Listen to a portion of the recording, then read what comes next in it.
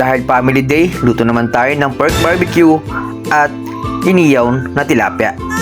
At dito nga ay binugbog ko ng gusto ang laman para at least ay malambot itong ating kasim na nakuha na pang barbecue.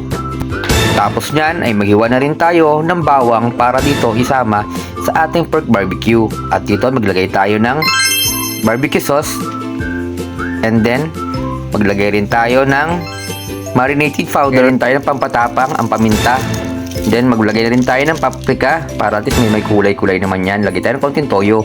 Then also maglagay na tayo ng magic sarap. Para mas tumapang maglagay tayo ng chili powder.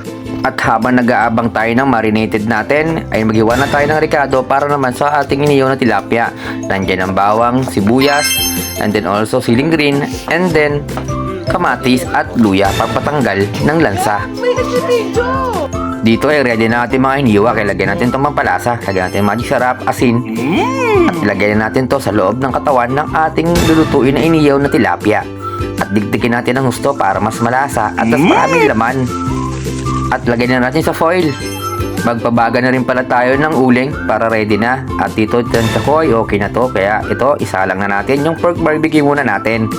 And then ito na nga, isinabay ko na rin ang ating iniyaw na tilapia. At ito na nga ang finished product mga kasipag. Kompleto ricado at kompleto sausawan. And then also, magasarap pa dito ay may panghimagas pa tayong pakwan. Pero bago ang lahat, huwag kalimutang follow and share sa aking page. Salamat!